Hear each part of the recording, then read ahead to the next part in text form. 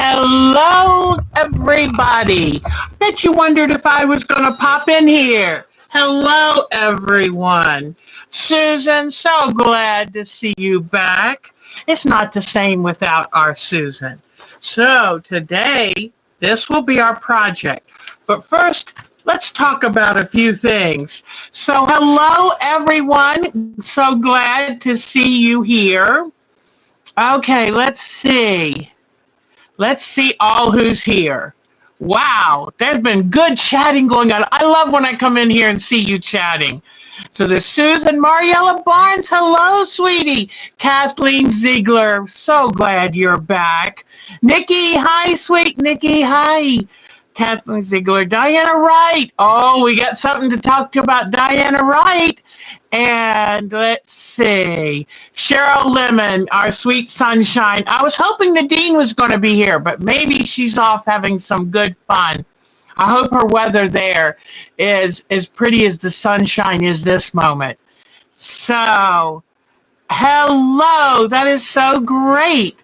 All right. Oh, thank you. I just saw Susan's comment about my undersea, and we've got news about what our next project's going to be. It's going to be fun. Okay. Let's see. Oh, I'm glad. I hope you didn't. Okay, good. Oh, glad you didn't get COVID. Boy, that is scary. There's something. Oh, there it was. Something on my little screen. All right. I'm glad you're getting better, Kathleen. Goodness gracious. Uh-oh. Yeah, I bet Susan, I bet you your boss having a sore throat. I mean, honestly, those are the times we're living in. These kind of things scare us. And, you know, the one thing, my daughter and a young man are coming over to do some yard work for us and outdoor things for us. And it's going to be terrible because I can't get near them. But I actually read what it's like to have COVID, and a doctor described it as a monster. So I can't take that chance. And my big fear is not breathing. I'm an asthmatic, and my big fear has always been, what if I can't catch my breath? So I certainly don't want to get this COVID. So let's see. Marcia, hello, sweetie Marcia. Patricia Fry. 90 degrees. Wow. And have you been to the beach yet, my Patricia? But Cheryl Hogan is here. Hi, Cheryl Hogan, my favorite orange fish, Cheryl Hogan. And, it is so good to see all of you. Did I get everybody? I don't want to miss a single person. So it is so, so good to see you. So... okay, let's see. Boy, y'all been chatting so good. Oh gosh, and you know they've even had to turn people over to their stomachs because just the weight of your own heart can keep your lungs from getting enough oxygen to your body. I mean, this is insanity. And I do want to say something. Uh-oh, she's going to get herself in trouble.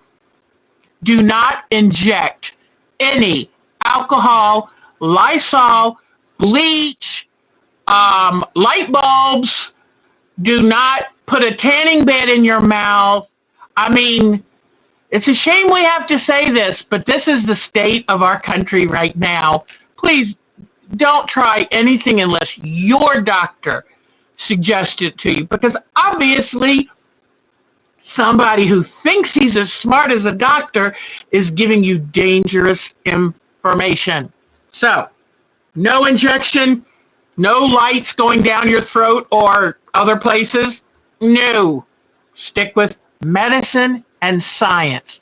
That whole talk about all of that came from, what do you call it, when people are giving out all kinds of odd, dumb information? You know, these conspiracies. You know, I mean, come on. We've got real science, and real science is what's saving our lives. Don't go to conspiracies, please. I love you all, and I want you all safe. So, anyway, okay. Now, Let me see. Oh, you're so smart with that, Susan. That's a great way. With my daughter coming over, it's going to be hard because I've got to stay, but she goes to the grocery store for her family. She's young. She doesn't have to be as afraid as I do, because I can tell you right now, if I get it, I'm going to be one of the people that gets in the hospital. So anyway, yeah, in fact, I told her if she needs any materials, batiks are supposed to be real good for the outside of masks because they're a much tighter weave fabric. And then I love the t-shirt material for the inside. And t-shirt material is supposed to be good because it's the way it's woven, it's got a little depth. So I said, if you need any, and I've even got elastic. So if you need some, I've got it. All right. I've got lots to share with you today. The first thing to share is our Diana Wright had a quilt accepted at the virtual quilt show. And tomorrow's the day you can visit the virtual quilt show and enjoy all the quilts on it for free. And there is going to be a viewer's choice. So look at the quilts, especially if one by somebody named Diana Wright is very appealing to you, vote. And so they've got classes they're giving. Some of them are a little too expensive for me, but it looks like fun. And so check out the virtual quilt show. And I just want to send out a yay for our Diana who got her quilt in there. And I'm not sure what it is. If you sent me photos today, I'm sorry. I'll show you why, but I haven't been on the computer. So I might miss some of your photos for this week. I do apologize, but I've been a busy girl today. So, yeah, and I'm on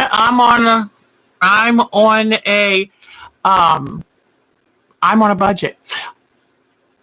I'll tell you later on our site, but I think most of you knew I was working through something that was a little challenging in my life right now with a lawyer, and love my lawyer, and told her thank you on behalf of all the women who have been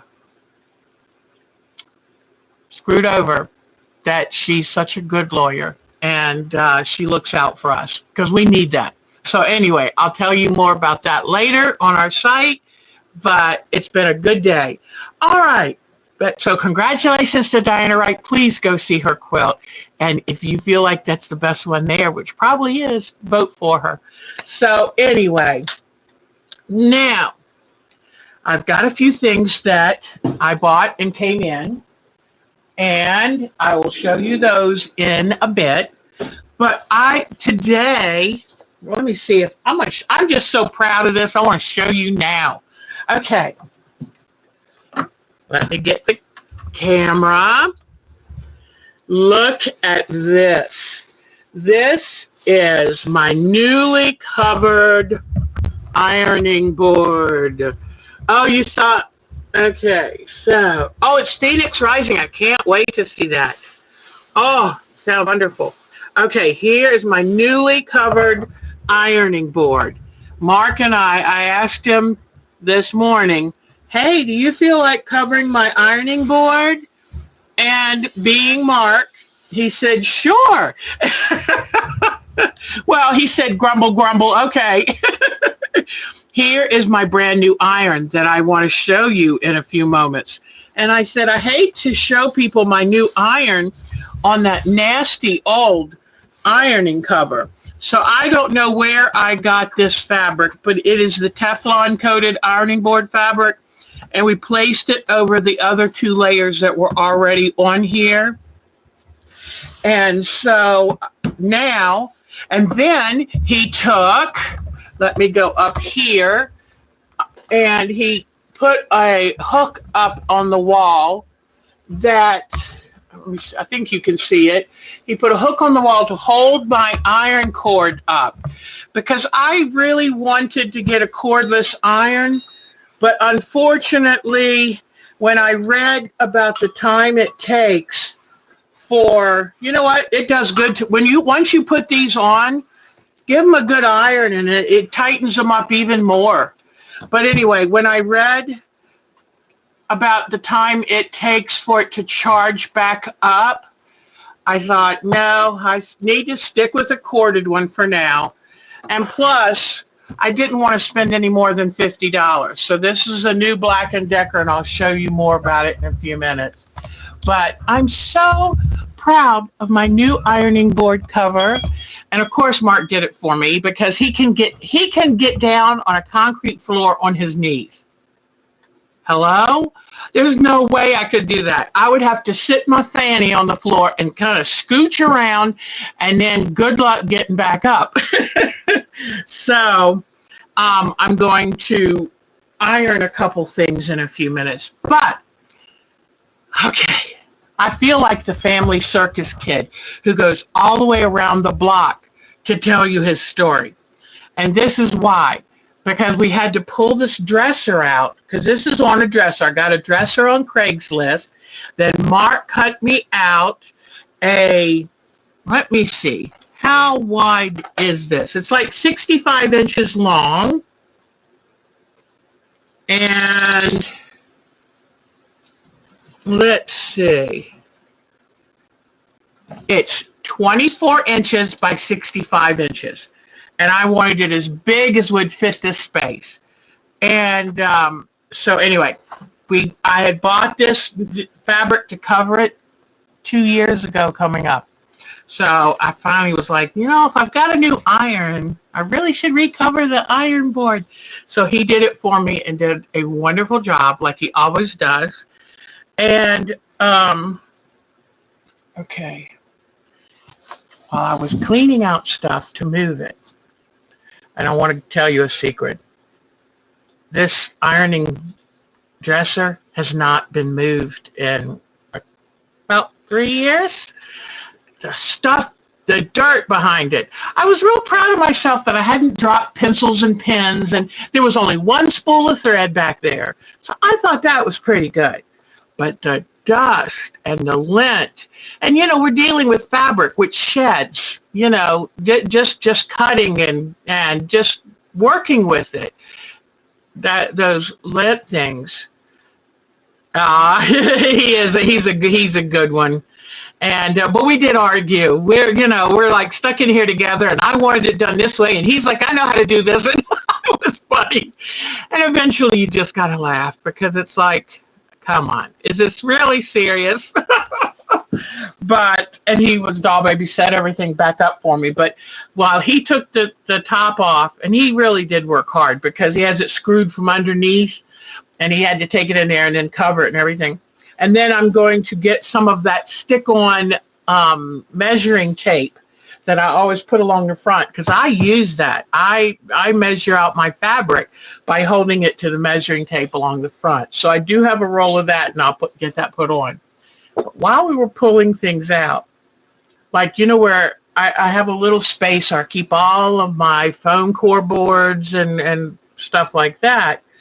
And I found something.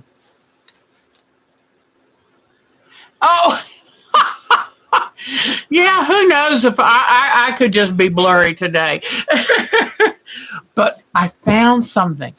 And you know how I love my foam core board, right? And you know how I love to make things all for myself.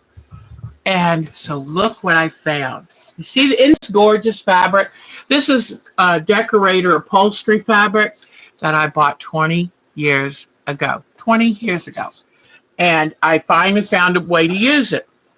I was going to make, it was so long ago, I thought I could make a quilt out of it. I wouldn't want to make a quilt out of decorator fabric. So anyway, what I did is I took 2 pieces of foam board, duct taped them together down this seam under the fabric. You can't see it.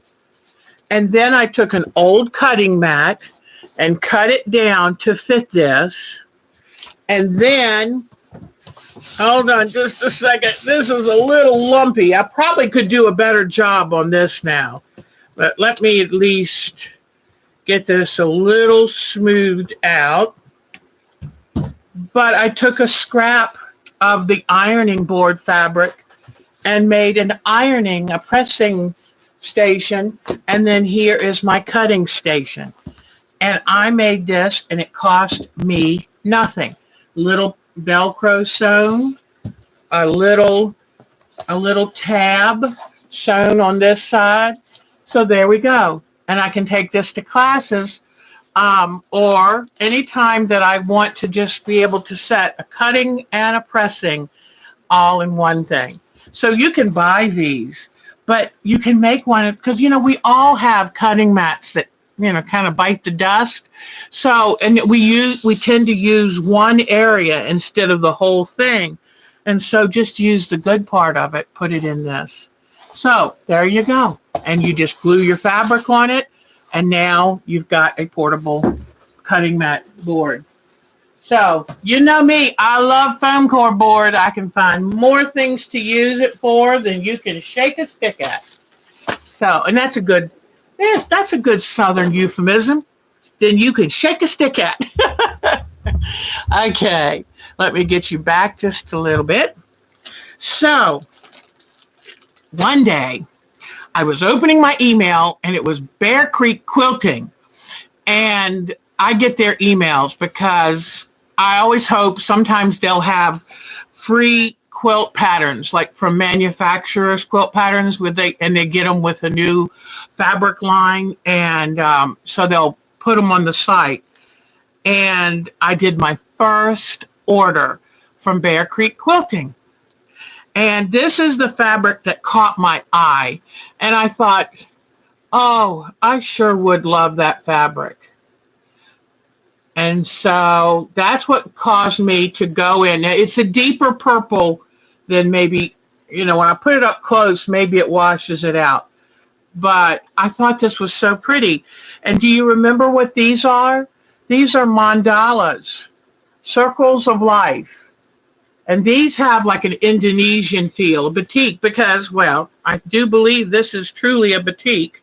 Let me check inside. Some of the prints nowadays, nope, this is not a batik. This is a print. And how you can tell if it's a real batik versus a printed batik is the inside. If the inside is not the same color as the outside, then it's a fake batik. But this is has a beautiful hand to it. And this is a fake batik. And it's just beautiful. I don't know what I'm going to do with it, but it got me to look at the site and see what they had. Now, when I go to a site, I'm cheap, so I always go to sale items first.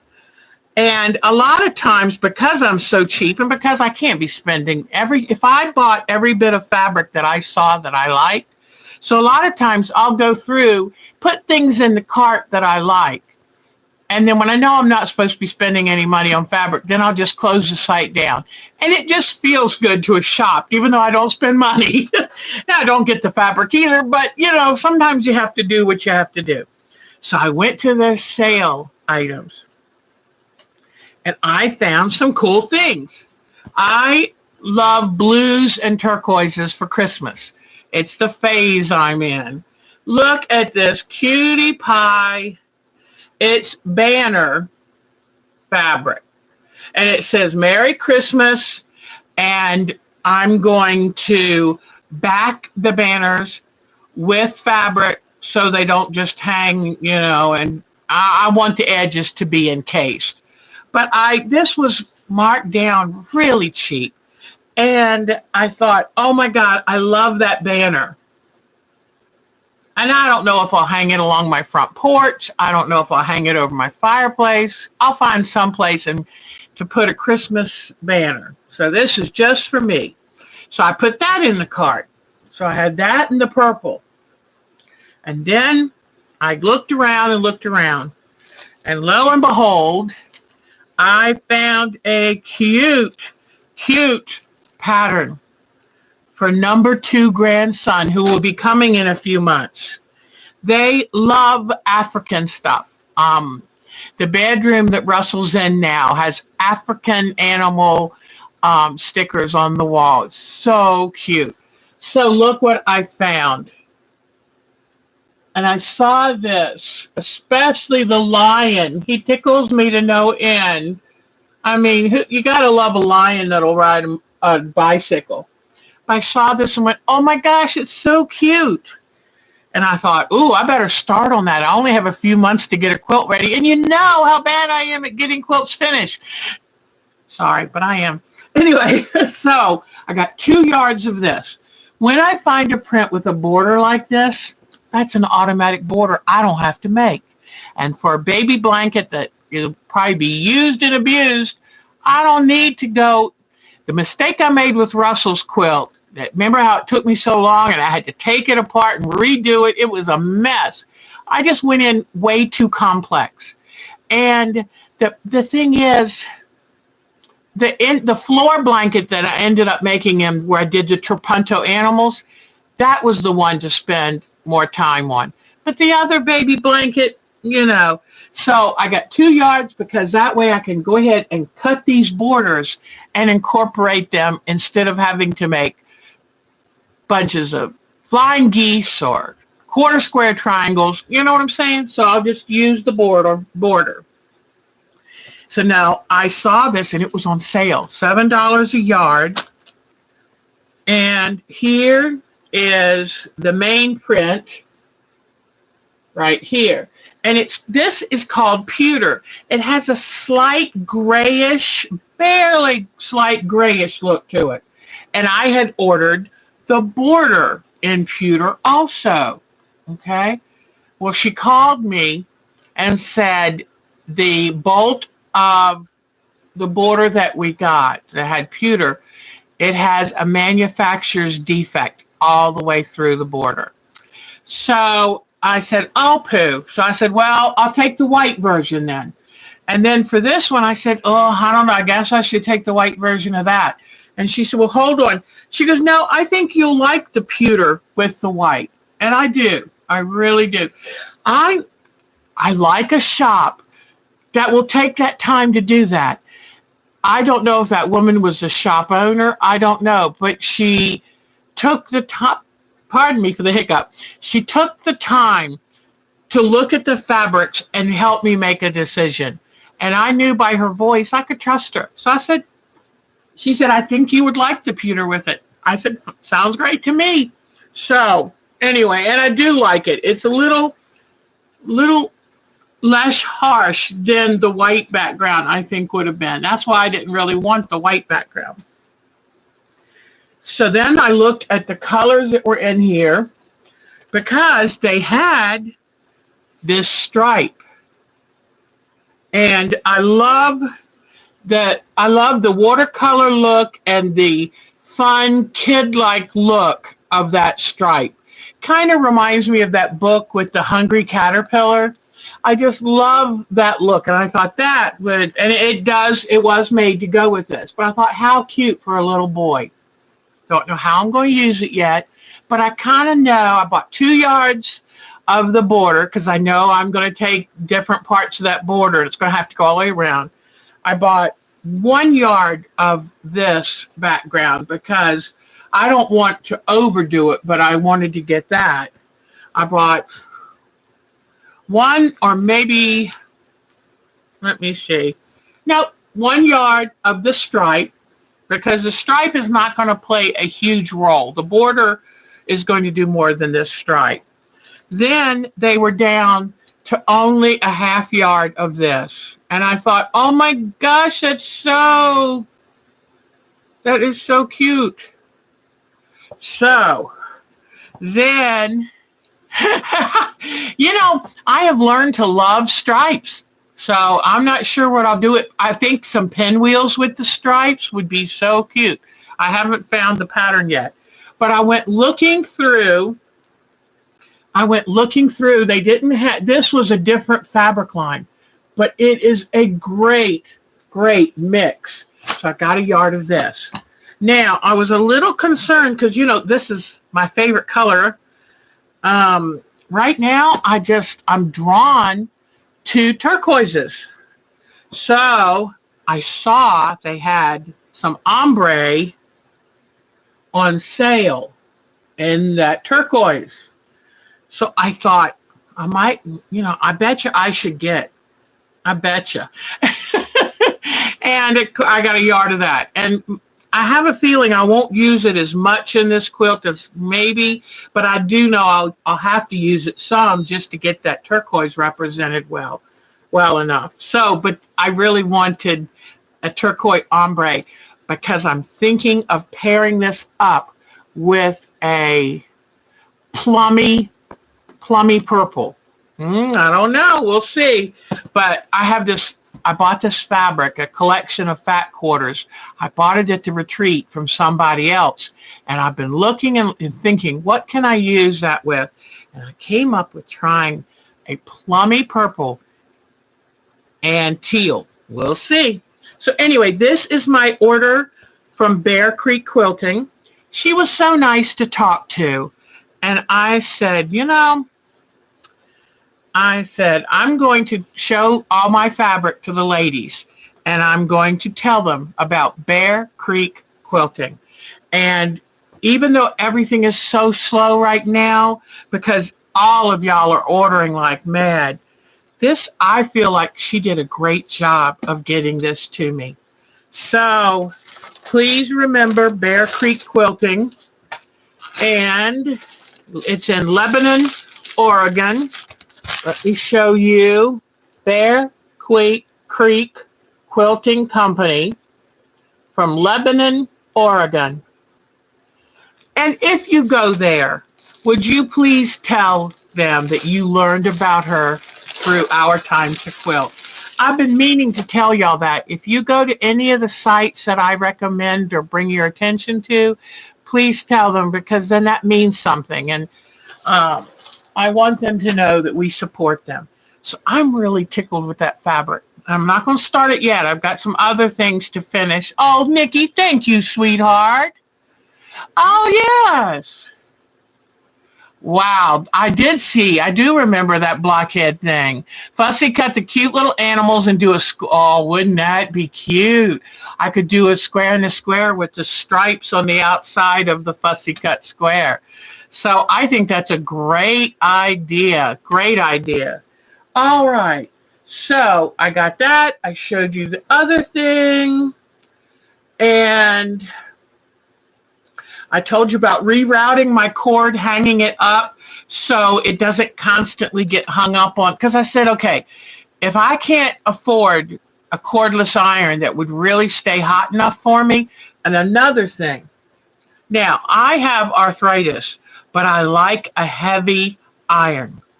And this iron's almost 4 pounds. And some people don't want a heavy iron because they are afraid it's going to hurt their wrist or hurt their arm. But I like a heavy iron because it does most of the work for you. And, all I have to do is turn it like this and then just move it. So I want the heaviness. I want it to do the work for me. And, it's not my travel iron. It stays here. I looked. Oh, thank you, Susan. Set the squares on point. I like that idea. Y'all are giving me great ideas. I'll make sure I come back to this too, because I love your ideas. So anyway, let me show you why I went online everywhere. I looked at all kinds of irons.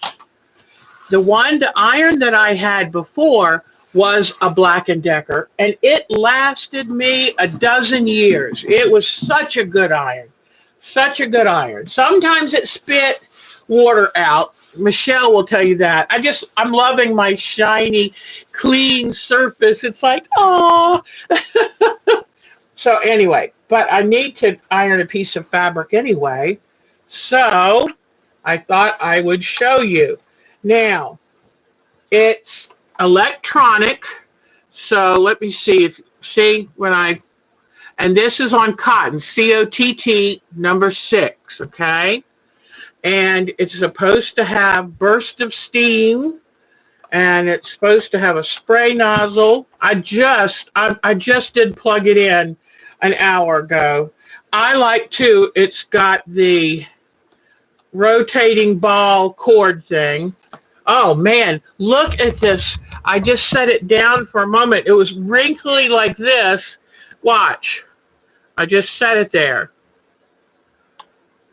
Look at that. That is amazing. And that's where the weight, and like I said, this was $49.99 from Amazon. And I got the free shipping. Now, I've been waiting for this for I ordered it probably 3 weeks ago. So it does take longer to get your shipment right in from Amazon. But that's understood. Everybody. Now, let me put okay. I just turned up. I put the water in it. And it's a Black & Decker. Let me find. It's a Digital Advantage. Black & Decker Digital Advantage. And you see the numbers right down there. And you know, I love a good heavy iron, an iron that is going to, one thing I didn't check to see is if you are supposed to use distilled water or not. So, let me see. Nope, it doesn't say anything about using distilled water, so that's great. That is one ordinary. It says use ordinary tap water for ironing. Do not use water processed through a home softening system. Ordinary tap water. Wonderful. That's just what I wanted. But I was looking, I wanted stainless steel.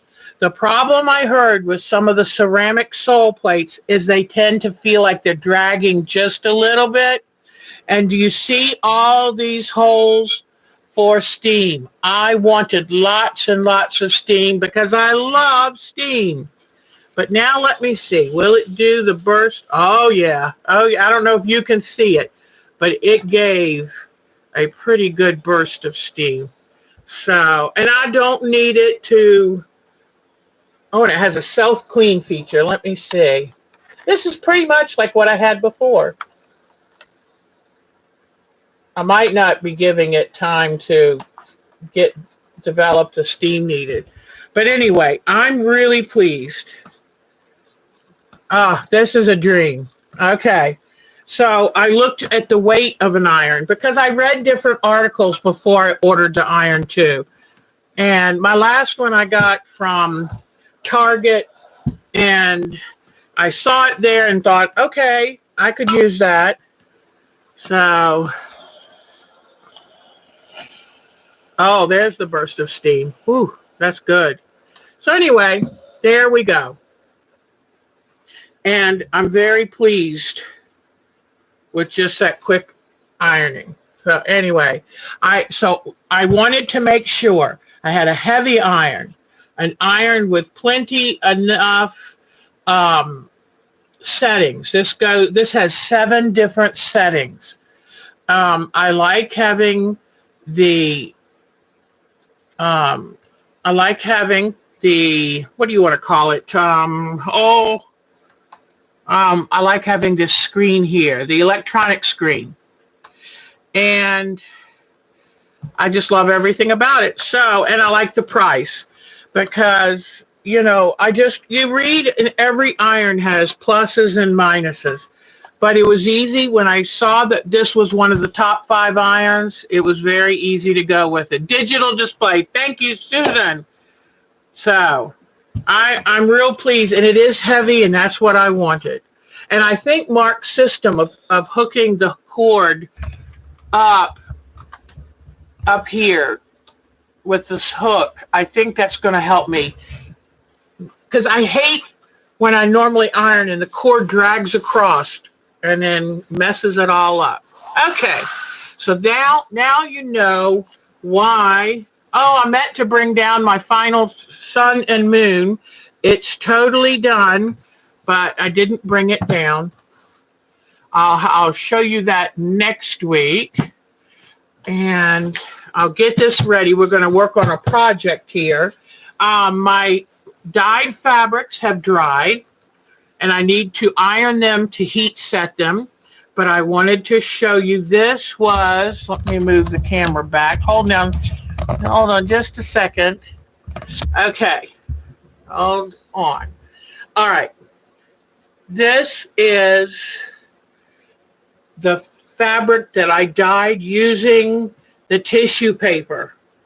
Okay, so I'm going to iron them to heat set that color. And here is the other one. And I don't know if y'all remember, but I folded up the pieces of tissue in it and folded it up and let it dry. So look at this. Isn't that interesting? So now what I'm going to want to do after trying this, what I'm going to want to do is try putting things like coins and washers and things on it, and then laying the tissue on it. So I get designs when the tissue releases its color. So this was with the Spectra bleeding tissue paper dye method. But look at these colors. And then look at the patterns in it. Isn't that neat? So I tell you, I think that Spectra tissue is a great idea. I truly do. Okay. And we're going to get ready to work on today's project, but I want to show you one more thing before I start doing that. All right, let me grab this.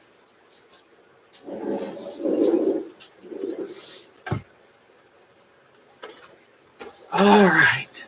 And you know, as usual, I love to brag on Nadine's beautiful quilt and Cheryl Lemon's. You know, little did I know when Cheryl sent me this, little did I know that I had a flamingo quilt in my future. So Cheryl, maybe you inspired me. I love that idea. So what I want to show you is what I was working on this past week. And I quilted, let me get the lamp over here. I quilted this mandala prose quilt. And this quilt means an awful lot to me. And I was telling you that if I had it to do over again, I would have found a way to put, I think, a little more white in it. Maybe a white border before these. But I really love this. Now, I've got a light. I'm trying to put a light on this because what I want to show you is how I quilted it. As usual that I do, I like showing you my good things and my bad things. And maybe bad's too strong of a word. Things I wish I hadn't done. Well, here, let me see. Let me bring this close. Here, I did a ribbon candy on the border, but I need more practice. This ribbon candy, okay, that's pretty good. But what the heck is that? So I need more practice. Okay, so that was really the only thing that I'm not as happy with, but I'll show you all the things now I am happy with. If you see a safety pin on my quilts, that means there's something there I need to go back and take extra stitches. And I'll show you what I mean. See this seam right here? I came up too much onto the fabric. I wanted it to be as close to the ditch as possible. So instead of stopping and taking it out there and then stitching it in the right place, that way I can sit in comfort with my feet up and take the extra stitches out. So then I keep these safety pins up there, and every time if I get an area I need to go back and take stitches out, I put a safety pin so I'll remember it. That's my little clue. But I love that I took the fabrics and outlined. This was the center of the prose, and remember I took and added flowers that went out of that center, so it kind of spread out, and that's just something I love doing with these. And then I took and just outline stitched them on, because remember they were only fused on. So by outline stitching them, and then I took and I did some stitching to show the petals and all of that. So yeah, exactly. Stitching in the neighborhood. That's cute. Like I see an area right here I don't like, so I might, and it went out of the neighborhood, and I might have to touch that back up. Then what I did, so I stitched down each one of these pieces here, the mandala pieces. Then I reinforced that scalloped edging of that, and then did echo quilting that just followed the mandala pieces. And I'm really pleased. I like how that came out. Now, I do everything freehand. I don't mark anything. I don't use rulers. I hardly ever. So anyway, but yeah, because if I don't put a safety pin, I will lose it. Now, I am not sure I like this. Let me tell you, I had a qualm with this. On the outside border, I did nice big, blazoony feathers. And I did a feather with a little loop in the middle. And, well, you can't even see from the back. But I did feathers, and then I did an outside little thing on them. And so I wanted to use that for these triangles. But I'm not sure I like the thread showing up on here, but it is what it is. One thing I am happy about, I did little pebbles for this narrow border, and I had to work very hard to try to get these. I don't know if you can see it good. Can you? The light might be too strong. Yeah, there you go. Now you can see the pebbles. See the pebbles? I had to work really hard because I don't draw them or anything. I have to just try to stay freehand, stay as even as I can. Then I did this little design for the box. And you know what? I'm not as even as I wish on there, but that's okay. I'm getting better and better. All right. This is what I love the best. I saw this in a book. I'll have to write it underneath. But I saw something similar to this, and I took it as my own. I did these nice, I love the fancy free-flowing leaves with the little, thing in the middle. And then I love that I did this little circle. And the reason I love that circle so much is because then on the square in the middle, I did peony. And I put that little circle in the middle of that. So I like when things kind of, and the reason I'm showing you this is not because I'm showing off. Trust me, I promise.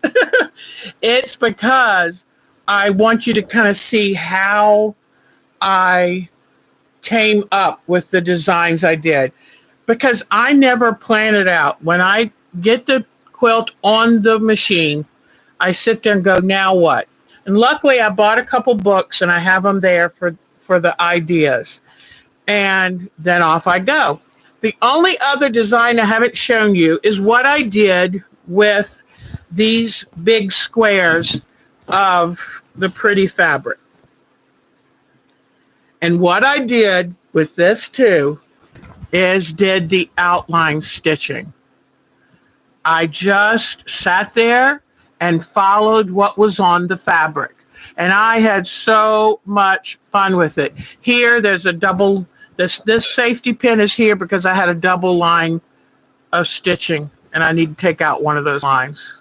But anyway, I had a lot of fun. And I worried if the thread I chose, well, let's talk about that. It's a glide thread, which I like Issacord and glide to do my quilting with. And I chose a very pale green. And all I did to choose my colors is I got out what I thought I wanted to use, and I just laid them on the quilt. And you don't just lay the spool.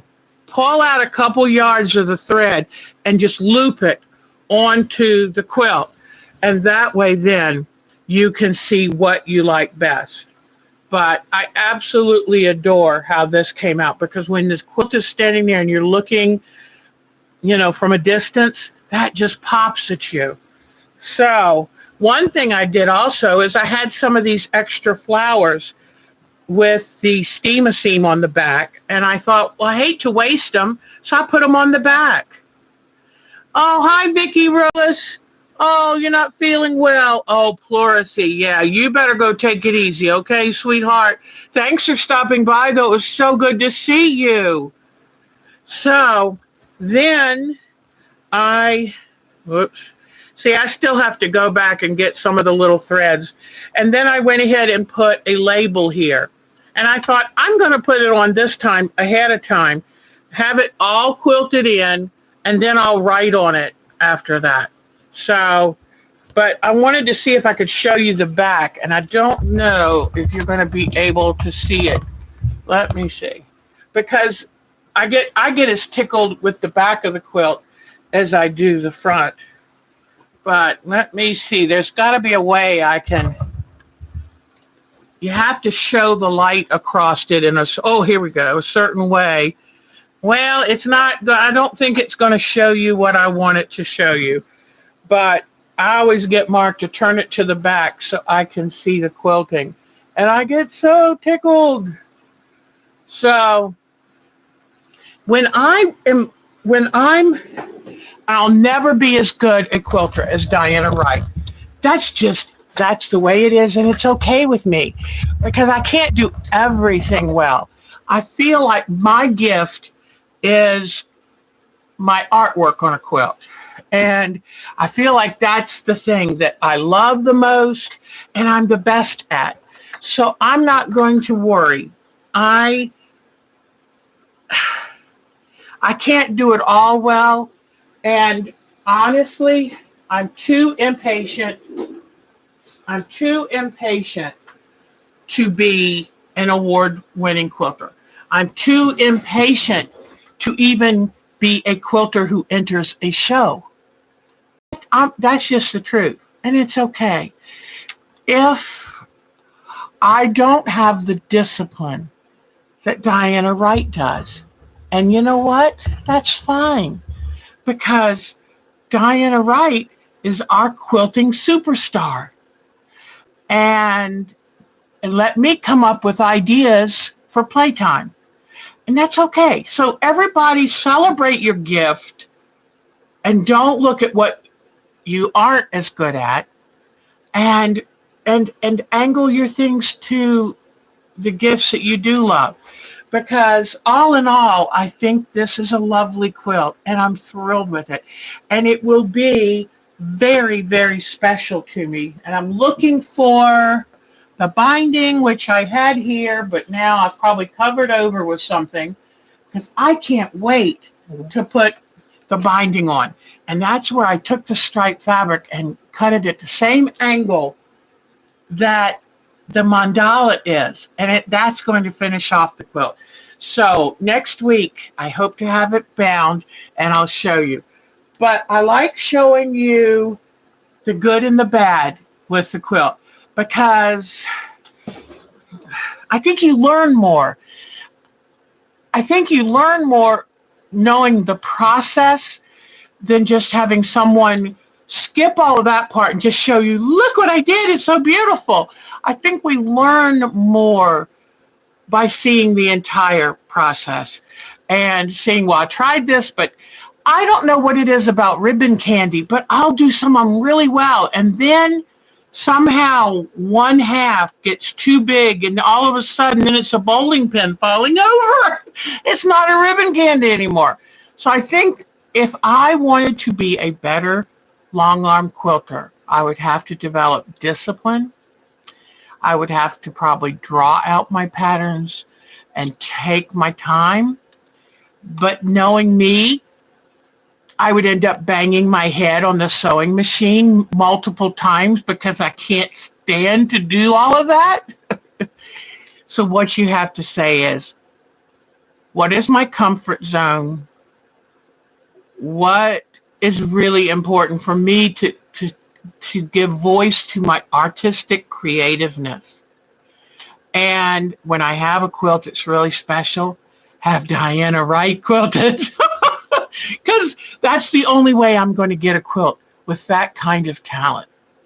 I don't possess that. I don't possess it. And, you know, yeah, I had a ruler. I think it was a 45.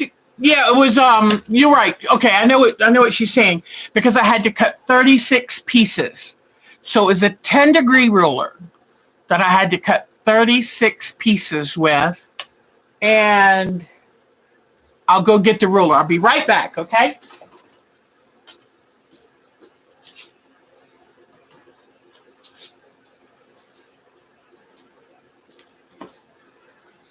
And I have used this ruler a few times. Here is the ruler. It's called a 10-degree wedge ruler. And it's by phillipsfiberart.com. Phillips Fiber Art. And let me show you. It's a 10-degree wedge ruler. Phillips Fiber Art. And it was, Cheryl Phillips was the designer. And so I've never used the whole length. So if I had it to do over again, I probably would just buy a mini 10-degree wedge. And I do believe the stripe is cut on 45 degrees to get that amazing. And this is all to make that mandala center, which I love. It's like a big dahlia or big peony. Peony. All right. So I'm really pleased with how that's coming out. So now I went to try to find some of my flosses, because I haven't done cross stitch in oodles and oodles of years. And so I'm going to, let me show you what we're working on today. And I will go after this, and I will put this pattern. It's a free coloring page, clip art that I found online, and I have no idea who drew it. There was no name, no whatever. And it's just a free coloring book page. Tried to look for something that wasn't overly busy. I liked the idea of a basket. And is Jamie's Crafty World here? Oh!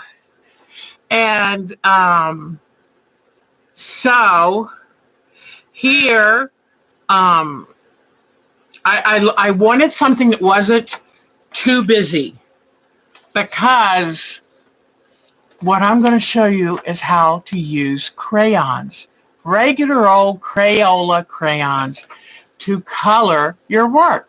I love that last week we did the bleeding tissue paper dyeing. How else can you do something different for your work? This is a really good technique for those of you who hate applique, okay? I used to say I would never do it, and then I fell in love with it. So, all right. So what I've done, and I will share this free clip art with you. What I have done, I've got my a cheap little old light tracer board. I forgot where to turn it on. In fact, one thing, hold on just a second, guys. I forgot where I put the turner-oner thinger. Hold on. I know it's here somewhere. Let me see.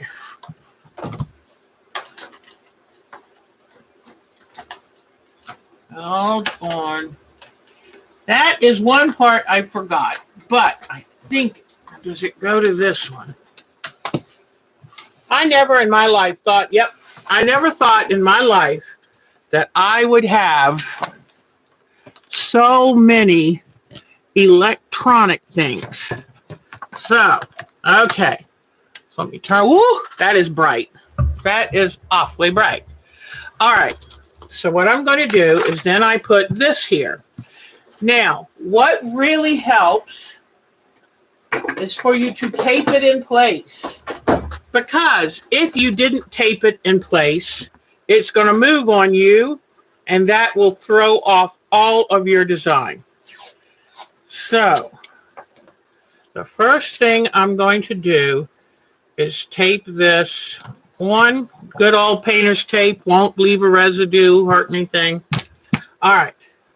Then, now let's say you don't have even a cheap little light box. Well, you know what you can do? Put it up on your window. Do you have a glass storm door? Tape it up on there, and you can even tape up your fabric.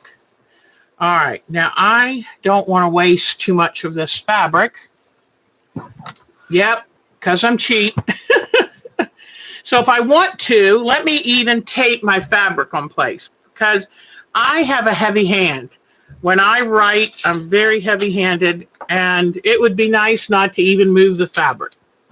So now I'm taping the fabric, and you can do this to your door or window. It'll look just the same. Now, if you do it at night, you're in trouble. So what I'm going to do now is just come in here with a pencil, or, you know what I may even do? You know what I love to use more than anything, and I threw it in here earlier. Watch me not be able to find it. Oh, poo. This is what happened. I straightened up this drawer the other week, but then we had to take it out to do well, I don't see my chalk pencil, so I'm going to have to use this. Today we had to take out that drawer, and things got a little messy in it again because we had to screw back on the top to this iron. So I'm just going to kind of come along here and draw the pattern. And I'm not going to make you watch me draw the whole thing, so just part of it, okay? But just draw what you see here. Just draw what you see. And like, with this basket, remember, when you're looking for a design, there was another one, but it had so many lines in it, because what you're going to do is first you're going to color this with crayons. Then you're going to heat set it with an iron and a piece of newsprint or brown craft paper, because when you heat set the crayon, some of the wax will get on your iron if you don't, and under your surface. So make sure you have just good old regular craft paper. You know how I save paper out of packages I get to do that. But you see how I'm just going along and do everything in here. Like this is cute pear right here. But I said, don't get a very busy pattern. Because what I was telling you is then you're going to take your DMC floss, and you're going to, with the colors that you choose from your crayons, you're going to outline stitch all of this. Okay? Busy Pat is here. Oh, honey, we've missed you. Busy Pat, it's so good to see you. Gosh, y'all are amazing. And don't worry so far as I see Vicky being so sweet. I'm not trying to put myself down or anything. What I'm trying to do is to help you know that you don't have to. Some people feel like unless they can do something perfectly, it's not worthy of doing it all. No. That's not true. Not true. So that's the only.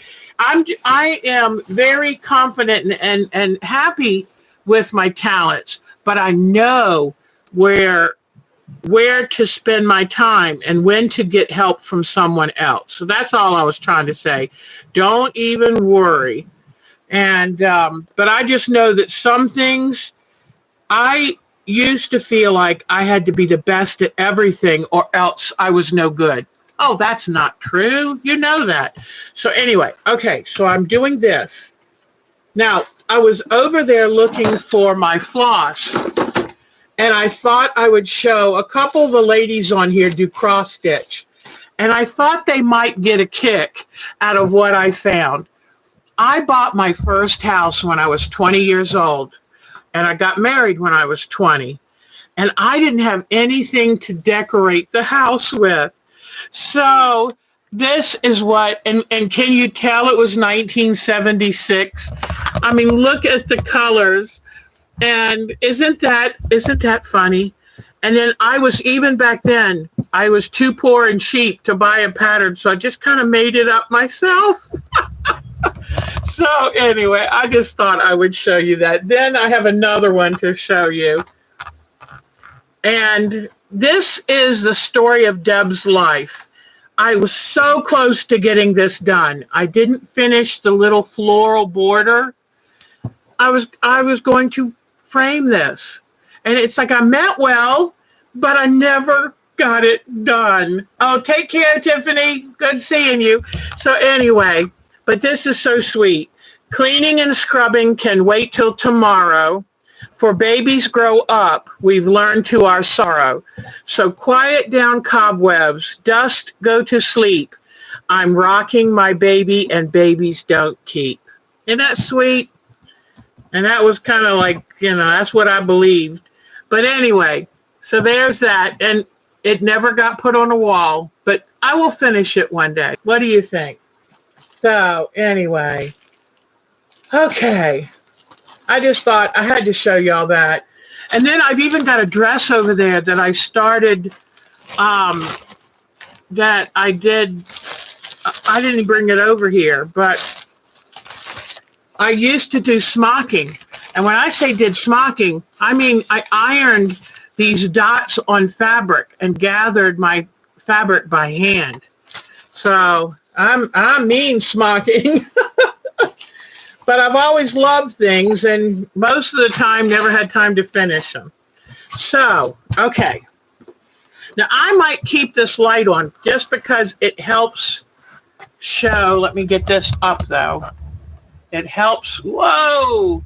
I got a new arm in, but we haven't had a chance to try to put it in place because it bugs me that this one keeps falling down. All right. So what I'm going to do, this is the most important thing I need to tell you about. Oh, that's a wonderful idea, Susan. That's a perfect idea. Okay, what you're going to do first is to make the coloring really work. You take your white crayon, and it's called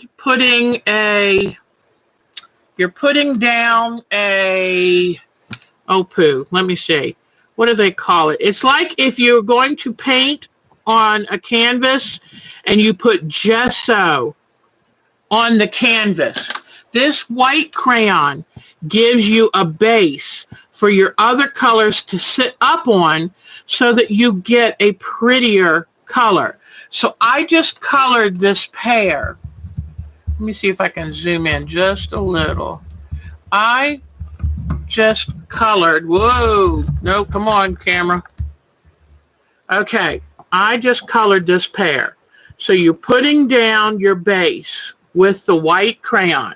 Okay. Then I'm going to come in and put a little green on it.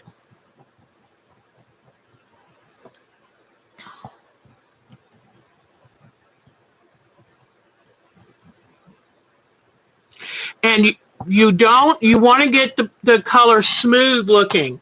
So you notice I'm doing a lot of little circling because you don't want lines and streaks in it. Now I'm going to put some yellow up here where the light gets to it more. And then I'm going to take a darker green and do down here like the shadowing. Okay. And remember, do lots of little circling. So, because if you get too many, it'll give it more of a watercolor look than, harsh streaks. Then a medium green for the middle. Okay. And just do it with do nice little circular. Let me try to find an even darker green. Okay. And I'm going to do a little shading down here.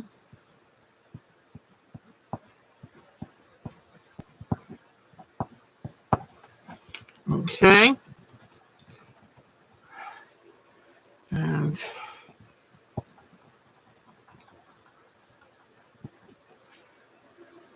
more yellow up here where the light is hitting it.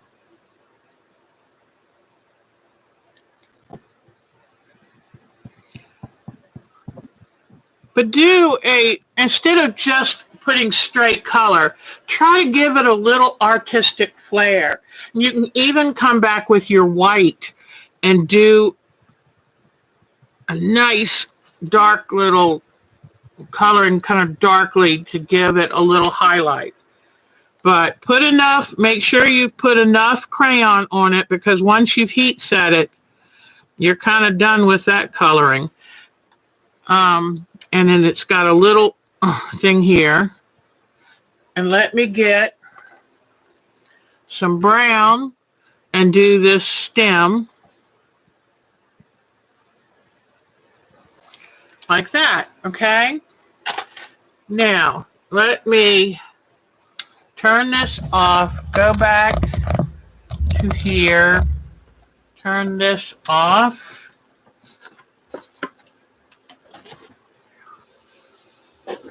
Okay, let me show you my little pear. And this is before you iron it, is when you adjust it. Whoops. Where'd my little pear go? Okay. Well, I know what's wrong. Okay, there. Okay, so see my little pear? And see how I took the time to do the shading and the highlighting. Now, when this is all done, it looks like I need more choices in floss. I don't have the right green. And I brought this down, but this is a little too thick. I don't know, it may be okay. But what you're going to do is when all the coloring is done, then you come in with your DMC floss and you outline stitch everything, and try to use outline stitch with the color that you see. Okay? So, like I would use a dark green or medium green to outline, where am I? To outline stitch this pear. Now, I hope you won't mind, but I'm going to go back to this and put it in place and show you about the basket, okay? So, then you can take, I've got a quilt that I worked on with doing like the red work, but I had another one that I actually used the crayons, then did the stitching. You don't want to do the stitching first and then the crayons, because as you're coloring, you'll get the crayon all over the stitching. So you color first, color the whole thing, then do your outline stitching, because that really sets, you color the whole thing first. Then you get your pressing cloth, the craft paper, you heat set the crayons. Then you do outline stitching of your whole design using colors, or if you just want, like let's say you want to use black or whatever. But I'm going to try to find the right threads, the right weight flosses to do it each color that I put in the work. And then you do that stitching, and then you can take whatever fabric you want and you can do a border on it. It can be a standalone, or you can do a whole quilt this way. But I want to show you a little something, because one of the reasons I wanted to do a basket versus just a, okay, whoops. Oh, I got this the wrong way. Gotcha. Okay, make sure you do place it right. One thing I wanted to do because, you know, I've got dyes, I've got fabric paint, so why would I want to do crayon? I'm going to show you. I love all kinds of art. Honestly, I love all of it. Okay, did I get this on right? Okay, so now I just matched it up, and all right, let me grab, I'm going to go ahead and make a brown basket. I guess I could do pretty much any color, but I'm going to grab some crayons. And this is the big bucket of crayons that my grandkids use when they come over.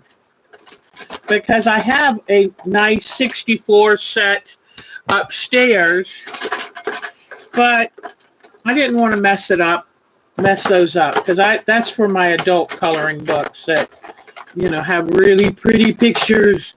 But what I'm doing is I'm going to get a whole variety of colors here, because nothing's ever I don't want it to look like a cartoon or a coloring book. I want it to look pretty dramatic. So, is that okay? So what I'm going to do is I want to show you some of this basket weaving, okay? Oops. I was wondering why I couldn't see it good. Ah, there we go. Whoops, okay. I should have a white eraser on here. Remember, do not use a red eraser on white fabric, because the color, the dye they put in the eraser will get on and impregnate itself into your white fabric. So we don't want any impregnating going on. So, but anyway, I keep a little pack of erasers that I put on pencils, and they're white erasers. Okay. Whoops. I didn't have it quite lined up. Okay. So hold on. I want to get just enough of an area done here to kind of show you. All right. Now what makes this more fun and you'll get a prettier result is doing the shading. And this is, to me, what makes it exciting. Okay? All right. So I've got, hopefully now you can see where I've drawn it. Let me see if I need to zoom in just a little. Okay. Well, let me get this. All right. Whoops. No, this way. Okay. And so I've got a little bit of a mustard yellow. I've got a little bit of an orangey brown. I've got a light brown and two darker browns. I'm going to start first with this darker brown, and I'm going to color along this bottom part of this basket weave, okay? Because I know that's where shadow would be, okay? So I'm going to color it along the bottom of these basket weaves. Okay, and this one up here. And okay. And you can also figure which one basket weave comes out and which one kind of is recessed, because you know how they kind of go like this. Go like, you know, they go over and under. So you've got to pick which one to give the shadows to, okay? And I've been doing every other one like that. Then I'll come in with a slightly lighter brown right above that one. Oh, I forgot. Oops. I'm supposed to, you got to do a base of white first, because it really makes a difference. Okay, let me explain better what it does. If you don't do a base of white first, then anything you color is going to show the grain of the fabric, and you'll never get a pretty smooth color. That helps me explain it better. So you got to do your base of white. So boy, you'll need more white crayon than any other. And make sure you get that white over every little weave of this fabric. So I'm glad I remembered that finally, but don't want to get you confused. Just remember, put a base down of white. It's critical to do. And already the reason I remembered is because I'm looking at the color and going, why do I see all the grain of the fabric? Okay, so got to put down your white. All right. Now I'll pick up my my lighter of the browns. Now, when I go back over this, and don't forget, do your little circles. It's going to look so much smoother.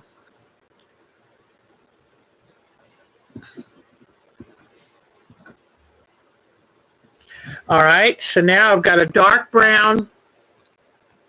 The darkest brown goes on my shadow line. The lighter brown goes next to that up into the field that you're doing. All right, then I'm going to come in with my medium. That'll be next.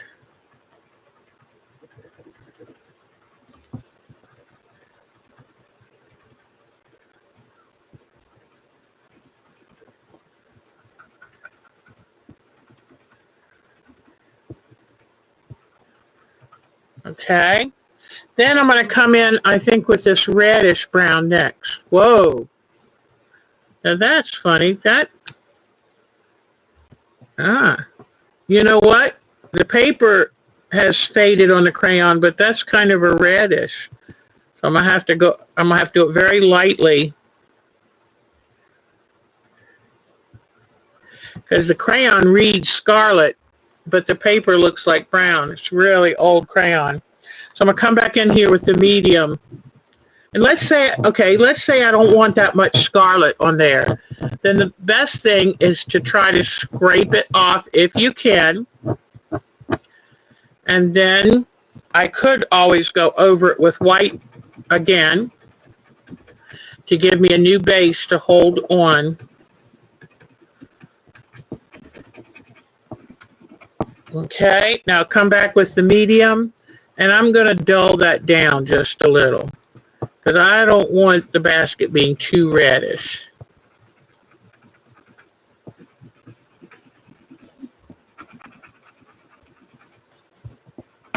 Whoops, broke that crayon.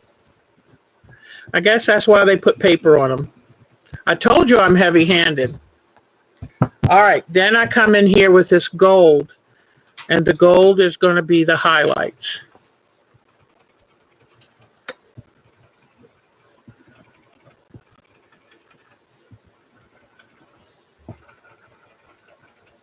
Okay, now, I am not happy with that scarlet.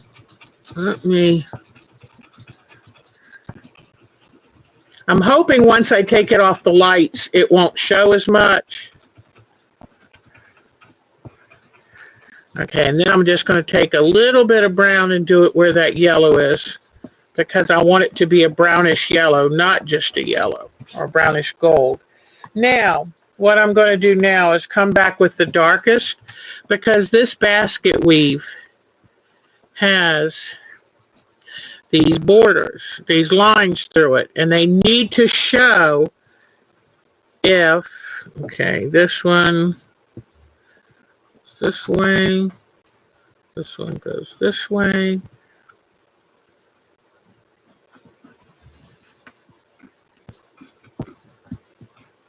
Okay. Oops. So take your crayon and outline your basket squares. And then you'll go back over them later with the floss.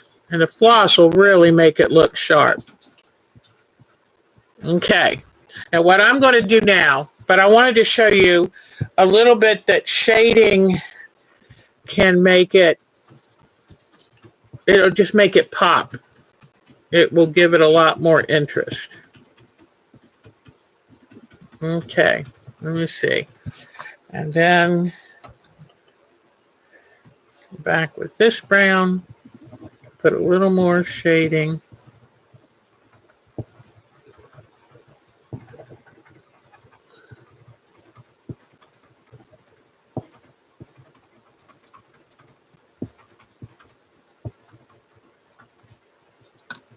And a little more of the gold. Let me get some of that gold in here.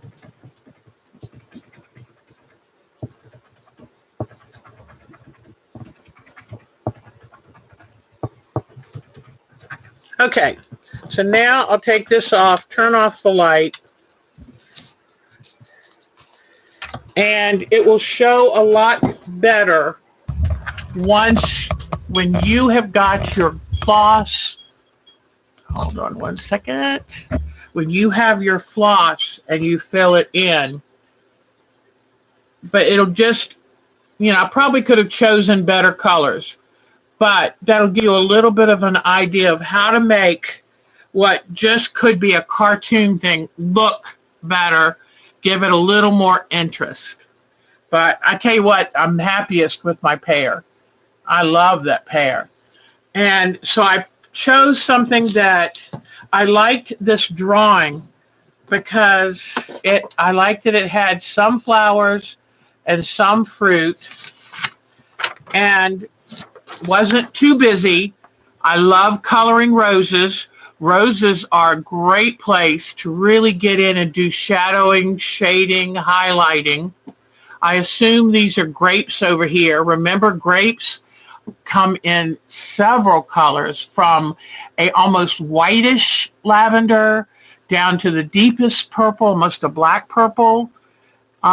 So I just thought this and the oranges, I assume those are oranges. So I thought this had some things in it that I would really like to color. Yep, but it's just kind of showing you how that you can make something look really interesting.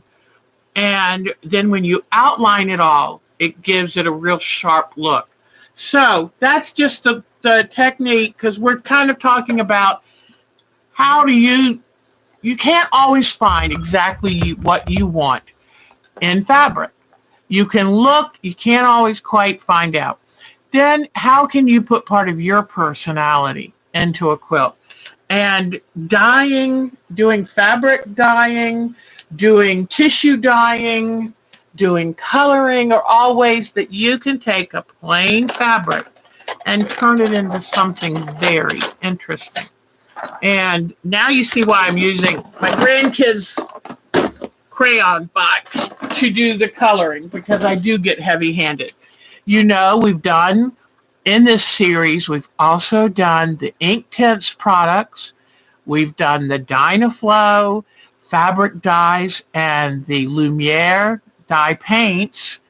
And so this is just another way. And I know everybody has crayons at home. I am sure of it.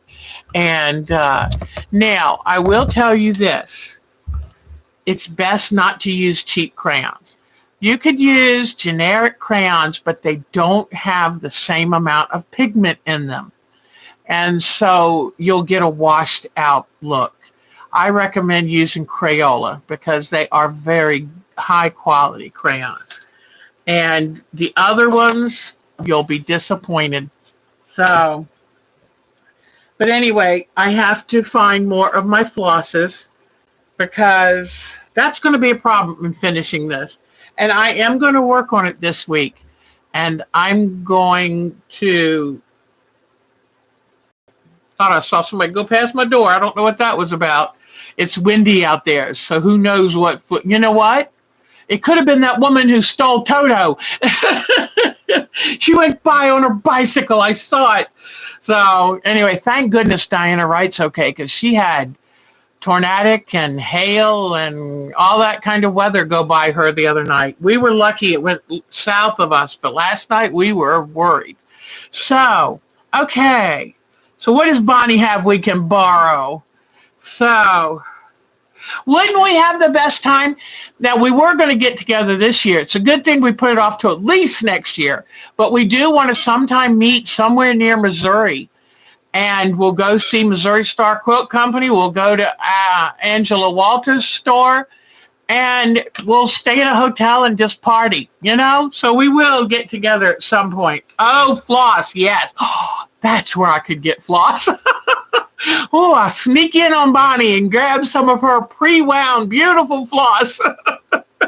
Oh, she'd love me for that. Okay. Thank you, Jody. There's something else I want to show you too. Remember I was talking last week about tessellations, and I said it's a shape that when repeated fills up the entire, one shape fills up the entire space. Well, here is the perfect quilt that shows tessellations. If you look at this, the green stars are exactly the same as the black stars. Oh, bye, Miss Nikki. Take good care, sweetie. And don't worry, I'm going to come up with what's next week. The green stars are the exact same as the black stars. But now what fills up all that space? Gray stars. Look at the gray stars. They're exactly the same as the black stars and the green stars. So what it is, it's one shape repeated over and over that fills up all of the space. That's a tessellation. Oh, yeah, we'll let you know, Mariella. We're planning on it, and that would be very exciting. All right, here are the results from the winning subject to start our new landscape. And I'm telling you early, don't feel like you have to have anything done before Thursday. If you want to, fine, but don't feel like you have to. Here, the categories were volcano, a planet, nebula, or other, what did I put down? Outer space formation. Then the third choice was log cabins. The fourth choice was your pet collage. Nobody voted for your pet collage, which makes me think maybe we'll do that next just to stretch you out of your comfort. Okay, so the winning, we had one vote for volcano. We had 4 votes for log cabin. We had 5 votes for planet, nebula, or other outer space formation. It got 5 votes. It barely edged out log cabin. Now, if you want to do a log cabin, you can do a log cabin. I'm not going to make you do something you don't want. And we pick ideas because it's great ways to stretch your creativity and kind of force you to try something that maybe you wouldn't try. So you can do a planet, you can do a nebula. I might do a volcanic planet, a planet that is black but molten is showing through all the cracks and crevices. Oh, it's Mark outside. I'm sorry. You know how easily distracted I am, and I kept seeing this dark figure out there, and everything we've had going on lately, it could have been a zombie apocalypse. Who knows? So anyway, but a planet now. We're going to talk more about this Thursday.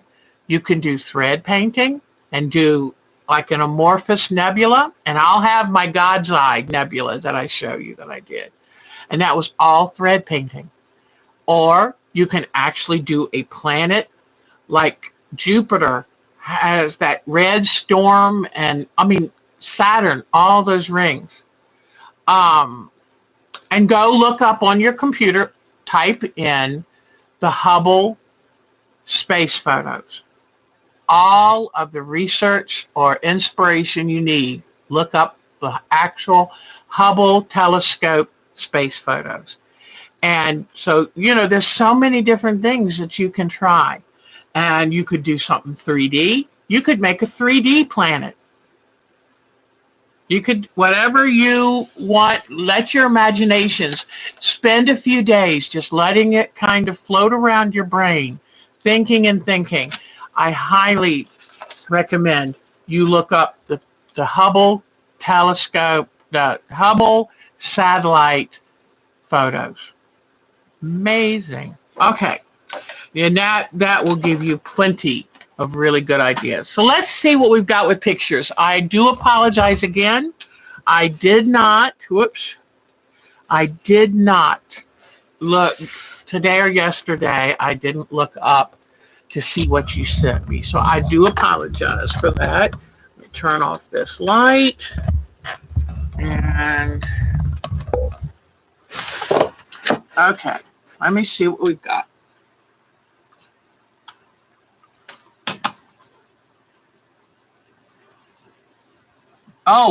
And so now we did, okay. Is Lisa Capon, did she come by here? Hi, Lisa. So I'm so glad that most of us are staying hunkered down. We don't want to lose all the wonderful things we've done. I'm just going to show you real quick again about Miss Akko's.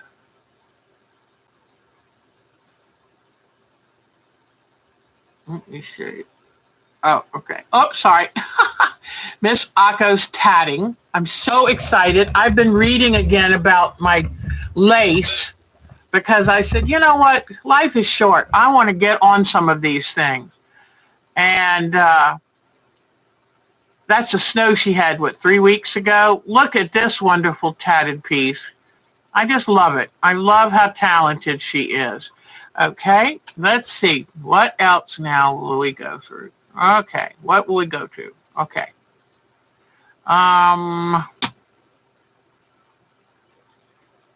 Cheryl Lemon finished her amazing undersea quilt. Love it. It's really, really nice. Really nice. Okay. She did a super job. And I want to go back one too. Let's give her log cabin a little bit of attention because she did a great job. That's what I'm saying. If you want to do a log cabin, you do a log cabin. I give you suggestions only, but you're the boss of you. I can't tell you what to do. Okay. Now, I don't know if I had anything. Oh, and this was the motto I had put up. This is the motto of my fabric buying, because that is me and that is Mark. So I love this. And then, let me go forward a minute. I just wanted to show you. These are some photos, a little blurry, but these are some photos of an award-winning Jenny Beyer quilt. And I want to show you, not everything is perfect. And what I love is now that she's famous, she didn't go back and fix when things didn't quite meet. And I wanted to show you that if a talented, amazing woman like Jenny Beyer can do work that's not absolutely perfect, then you most certainly don't have to have perfect work. And don't sometimes perfection can be your worst enemy, because it will slow you down, it will trap you and keep you from enjoying the work. And this is the beautiful quilt that Miss Diana Wright was working on. This was a recent block of the day by, I think it was block of the day or block of the week, I forget, by Miss Edita Sitar. And so I'm really tickled that she did this. Beautiful work. But, I mean, it required bunches of blocks every day. It was more than I could commit to. This is why, while she's also doing customer quilts, and here was a beautiful, I guess, a log cabin-esque kind of border. Really neat. Nice. I mean, that's a busy border. That's a lot of work. So now you know why we're so excited to see what is going to, the attention that Miss Diana Wright's quilt's going to get at this virtual quilt show. Okay, let me see if I can turn this. Okay. This is her quilt. I guess it's coming off of the frame. It looks like it's been quilted the way it's sitting there. Maybe not, but that's wonderful. She's our Wonder Woman quilter. Yep, there it is on the frame. I tell you what, no moss grows on her. Although I do, is that another quilted? Maybe another, I can't tell. But she does beautiful work. And never sleeps. We are sure she's a cyborg quilter. She never sleeps. Amazing, amazing woman.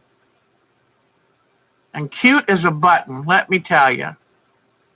These are the parts of those quilt, of those border pieces. That's a lot of cutting. Okay. Oh, and in the middle of all this, she was making a bunch of masks. She's so good. So good. Got a heart as big as the state she lives in. Isn't that beautiful? Love it, love it. And this, she's working on her art quilt, and I'm hoping she's making a video of it to show you her techniques, because she's got some wonderful ideas and techniques for you all. She cut out the excess behind the moon.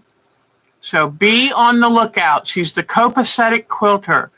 Very talented woman. I have yet to find what she's not good at. I'm still looking.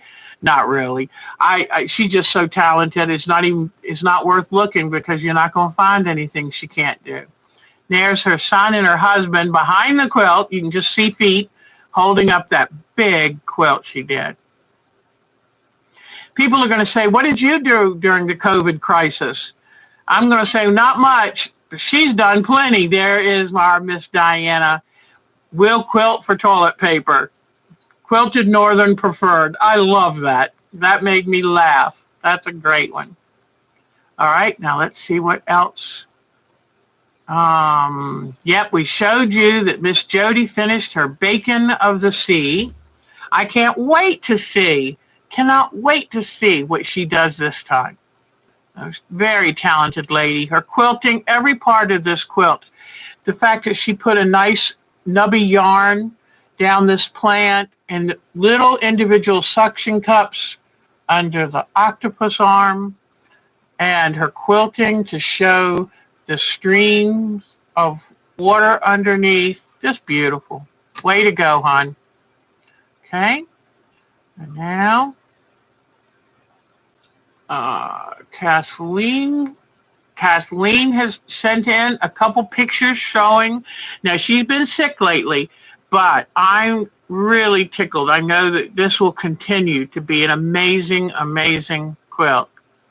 I love it. I love, too, that she got one of these lying, I think that, are they a lionfish, or it's one of those poisonous fishes that has this little lure over it. I just love seeing all the different kinds of animal life people found. So I thought there was one more. There we go, because she's going to go from skyline to sea bottom. It's wonderful.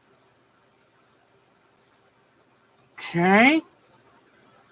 Oh, got a picture to show you. Remember, my daughter found a surprise a few weeks ago. Here is the lamb and her mother. And then you can see in the background, Katie has some Suffolks back there. And there's her goat. And that's either Ida or June, probably Ida. And then here are her blue-faced Leicester sheep. There's that lamb. What a cutie. Cute, cute, cute. Okay, let's see. And we got Patricia is still working on whether to put a rec in or not. And I love the idea of a rec down there. Maybe she'll have to make the fabric a little darker, but I think it's a great idea. That was going to be our only rec.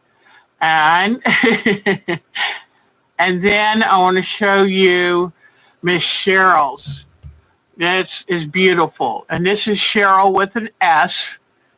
And I love that she found some fabric that suggested water currents. But I love all of the different sea life that she has. And it looks like so many of these she made herself. So I'm very, very impressed. She didn't just go with printed fish. A lot of these she made it with her own fabric. So way to go. Way to go. All right. I think that's it for our photos today. But thank you for joining us. And let me, okay, get everything set back up here. But, all right. So this coming up week, I will show you my final undersea project. And if you have any photos of your work, please send them in. I would love to show them. And then I'll start talking. I'll give you ideas from my research folder because I love showing you some interesting things I find. Some of the fish are printed. They have yet to be embellished. I love that. I love it. And like I told you I wanted another week for my undersea thing because I want to put beading and sequins and all of that. And yeah, I think I kind of overdid the undersea life. I filled in every crack and crevice. And, sometimes too much is just too much. But I'm loving it. It's making me happy. I don't care. So, but I'm loving it. Well, I'll show you one thing really quickly. I did finish. I've still been working on it, so I would make sure that I got it done this week. But I did finish my jellyfish. There is my jellyfish. And I went ahead and sewed it down so I would stop losing the stuffing and the netting. And then I put on all of the arms. I'm toying with having the shadow of a boat above. And then under here, I'm going to have dolphins playing. So I took out the other orange. Yeah, you want to see kind of overdone. I mean, I didn't leave a single inch to spare. So, but I was playing and I had fun. And it's my world. Yes, I did use those medallions. I just couldn't resist. And Jody was the first one that said, hey, use that trim for the jellyfish. So I was really tickled that I got the translucence of jellyfish. I'll show you more Thursday. But I love everything. Each of us who have done an undersea quilt have focused on something different, whether it's the octopus in Jody's quilt, or maybe a Wreck and Pat's quilt, or the certain kind of fish in Cheryl's. Patricia, I mean, everybody. Cheryl Lemons. Oh my gosh, she put orca whales in hers. And it's just so cool. It's so cool that each of us focused on something special. And it gave each one their own signature look. And I bet you if at the end of this, if I showed you all the quilt photos and said who did what, you'd be able to pick out who did what. So, and then Kathleen did a really cool, one of her orcas has like a native Alaskan like logo thing to it. I mean, it's awesome. And I love it because Kathleen's from the Pacific Northwest and it shows. Each of you put something of yourself in your quilt. That's what the neatest thing about this is. You put your own signature on it, and that is what is so important. So I'm so proud of you for doing that, and I love seeing your work come to life and see. I learn from all of you. Each photo you send in, I learn something from, and I either learn a choice of colors, a combination, your choice of how you quilted or embellished something, I learned something about you and your artwork, and I learned things I can take and use to better my artwork. So thank you for sending in your photos because we dearly love them, and I appreciate it. I think I'm talked out. Anybody have any question? Diana Wright, she's this week's shining star. Isn't she something? We love our Diana. We love her.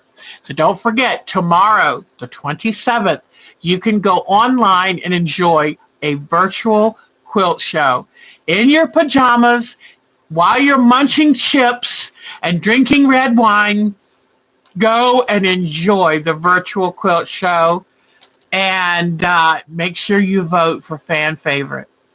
Oh, isn't it wonderful to see how people's minds work and what means something to them? And Cheryl, not only did she do her undersea, she did a log cabin quilt too. I mean, y'all are, that was Cheryl with a C. That y'all are something else. I did it the wrong way. Y'all are something else. But thank you for being my friends. Michelle Lang, thank you for being here. Thank you for sharing your Sunday with me. Have a great week. Hang in there. Keep settling down. The worst thing we can do is go bowling right now. Because you know what? This has been hard on everyone. Some who've lost their jobs and are hoping to get unemployment. Some people are really, really suffering. Luckily, through Mark's work, we were able to donate to the food bank, the local food bank here. That's wonderful. And it tripled the amount that we donated. I was thrilled. So, yeah, some people are having it really hard. But if we rush out too soon, we're going to be right back here. And I'm sorry. It hurts my heart to think that we've lost well over 50,000 beautiful souls in this country. So be smart. Be safe. You all mean so much to me. I can only imagine what you mean to your families. And it's getting a little easier for me to stay in. I'm feeling, remember, reframe it. Think I'm safe and happy at home. So don't look at it as you're stuck at home. We're safe and loved at home. Okay? And do like what I do. When the garbage men go by, I get out of my front porch and go, thank you, thank you. I know they're thinking, that woman needs a hobby. But thank everybody you see and stay safe. Okay, everybody? Because you mean everything to me. Thank you, Jamie, for coming by. Thank you to everyone.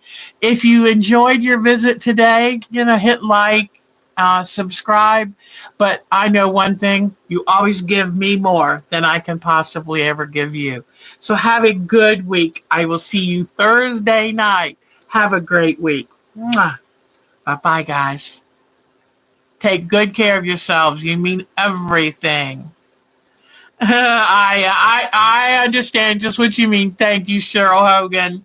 Take care, y'all. You're beautiful. You are very special.